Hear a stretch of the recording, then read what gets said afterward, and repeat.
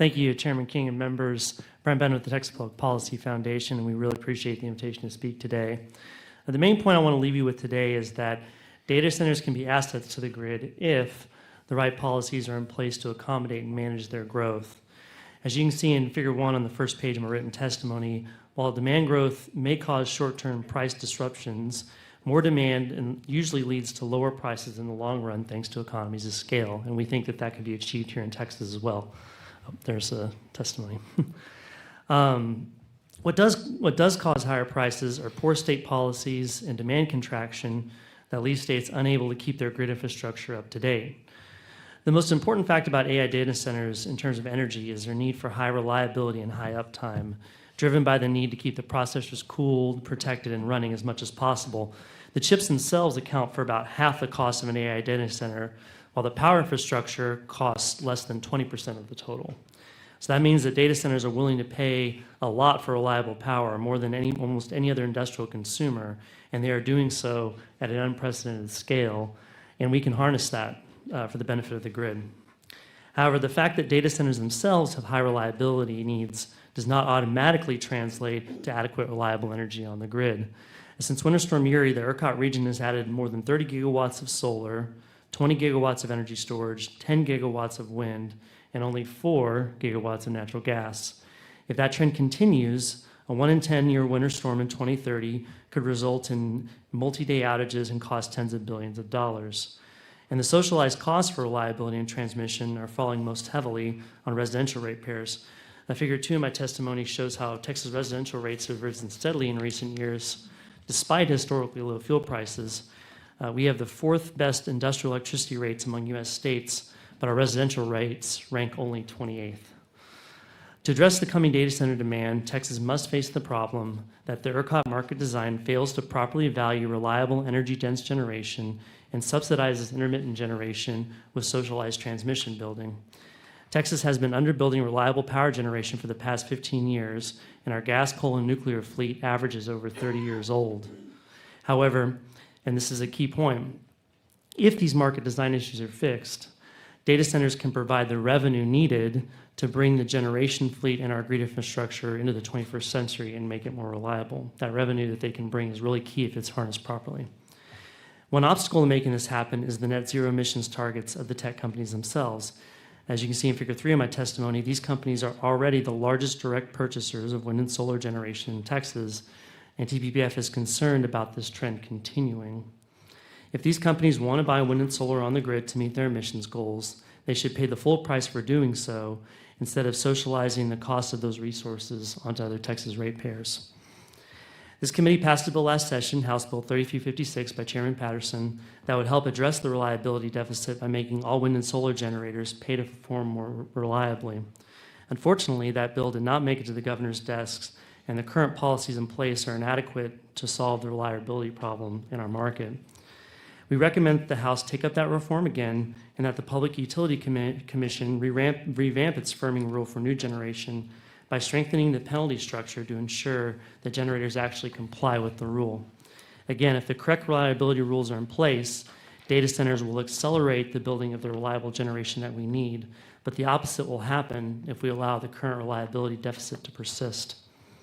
Changes to transmission planning are also important.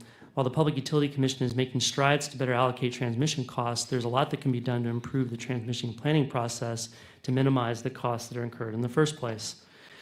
The most important action the Commission or ERCOT can take is to prioritize transmission to support reliable, energy-dense generation close to demand centers, instead of subsidizing the movement of intermittent diffuse generation around the state.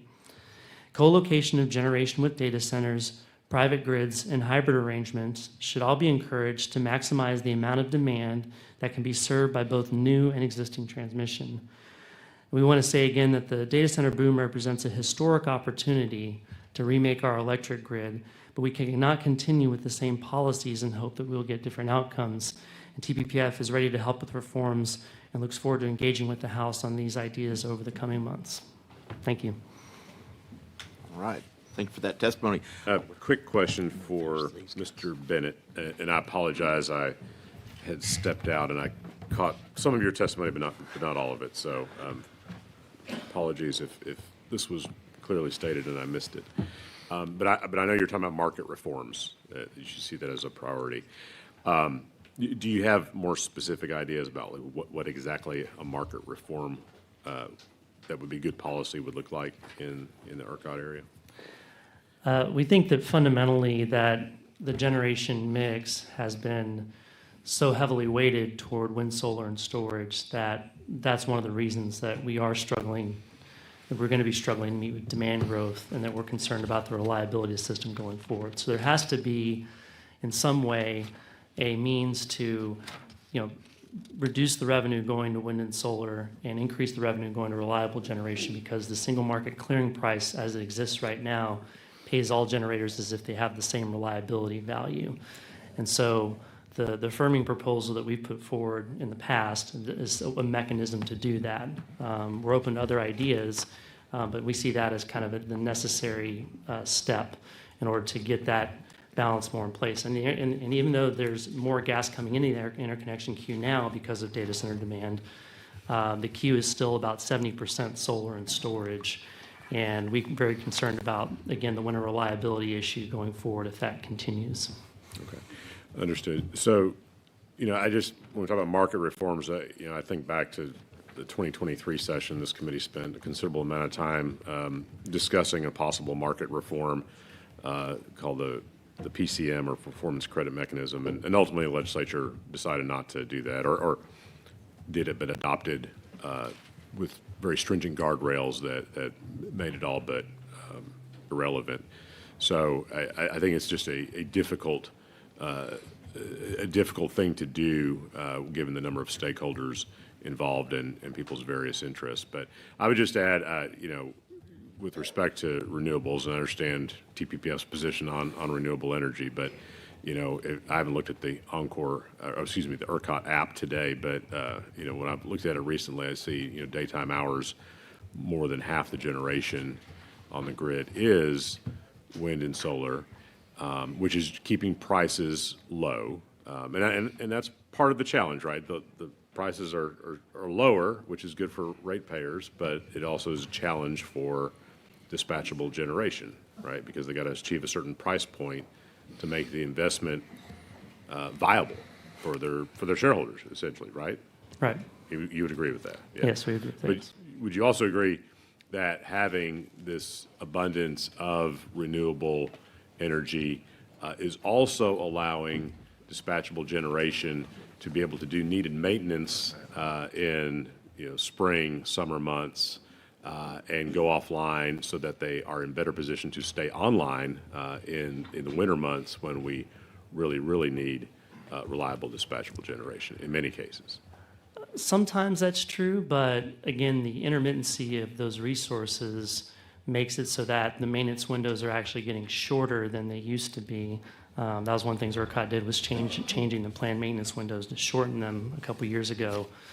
And I think storage probably helps more in that respect than wind and solar, because the wind and solar variability means that we can have outages now in other times when in the past, even though demand was low during the spring and the fall, if we rely too much on wind and solar, even those times can see reliability issues, because if those resources aren't performing, then we have a deficit. So it's, I would say that our position would be that there's no real net benefit there, because it's just kind of shifted the maintenance around, and it's actually made it harder to predict when we're going to need maintenance.